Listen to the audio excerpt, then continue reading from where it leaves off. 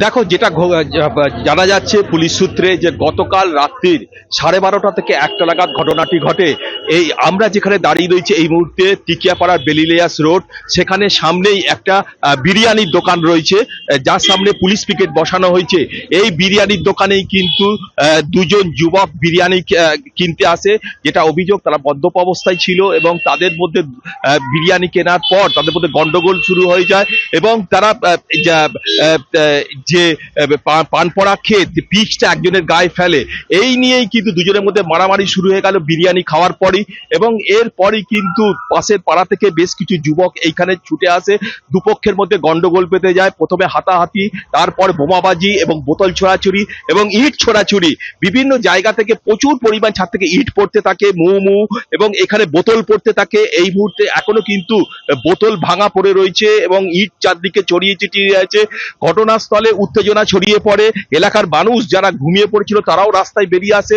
সঙ্গে সঙ্গে খবর যায় হাওড়া থানায় এবং সামনেই হাওড়া সিটি পুলিশের গোয়েন্দা বিভাগ, সেখান থেকেও পুলিশ ছুটে আসে এবং গোটা ঘটনার সঙ্গে সঙ্গে র্যাপ নামানো হয়। এই মুহূর্তে যেটা দেখা যাচ্ছে যে চতুর্দিকে ছড়িয়ে রয়েছে প্রচুর পরিমাণ বোতল এবং কাঁচ এবং ইট চারদিকে ছড়িয়ে রয়েছে। ঘটনাস্থলে চাপা উত্তেজনা থাকায় পুলিশ পিকেট বসানো হয়েছে এবং গোটা ঘটনার তদন্ত শুরু করেছে পুলিশ। যেটা এলাকার মানুষ জানাচ্ছে, এই যে কালকে ইট পাটকেল ছোড়া এবং বোতল ছোড়া, এতে একজন যুবক তার মাথায় লাগে, সিরিয়াসলি তাকে হাওড়া জেলা হাসপাতালে ভর্তি করা হয়েছে। এই ঘটনায় দুজনকে গ্রেপ্তার করা হয়েছে, তাদের বিরুদ্ধে রায়োটিং অর্থাৎ গন্ডগোল পাকানো এবং যে বোমা এক্সপ্লোসিভ অ্যাক্ট, বিভিন্ন ধারায় পুলিশ মামলা শুরু করেছে। ধৃতদের আজকে হাওড়া আদালতে তোলা হলে বিচারক তাদেরকে দুদিনের পুলিশি হেফাজতের নির্দেশ দেন। গোটা ঘটনার তদন্ত শুরু করেছে হাওড়া থানা এবং এই ঘটনার পেছনে কে বা কারা আছে তারা খতিয়ে দেখছে। শুধু তাই নয়, এলাকায় চাপা উত্তেজনা থাকায় এই যে বিরিয়ানির দোকান, এই বিরিয়ানির দোকান এলাকার মানুষের অভিযোগ অনেক রাত অবধি খোলা থাকে এবং এইখানে বাইরের প্রচুর দুষ্কৃতী রাতে আসে এখানে বিরিয়ানি খাওয়ার জন্য এবং এখানে তাদের মধ্যে মাঝে মধ্যেই গন্ডগোল হয়। এলাকার মানুষ কিন্তু এই নিয়ে ক্ষোভ প্রকাশ করেছে এবং এই ঘটনায় তারা জানাচ্ছে। আমরা একটু কথা বলে নেবো। দাদা, কালকে রাতে কি ঘটনা?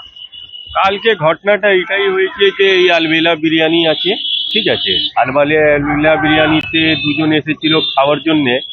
এবার খাওয়ার পরে কিছু ঝামেলা হচ্ছিল, তো আমাদের পাড়ার ছেলেরা গেল ওইখানে গিয়ে একটু বোঝাতে। এবার ওই নসিমগলির ছেলেরা আছে, সাদ্দামের 6-7খানা ভাই আছে, ওরা বোমবাজি করেছে আমাদের উপর। আমাদের এসি ফেসি সব আছে, দেখুন উপরে এসি আছে, এ পুরো এসি ভেঙে দিয়েছে। এবার একটা দোকান, বিরিয়ানির দোকান নিয়ে বারবার একটা সমস্যা হবে, সেটা তো ভালো নয়।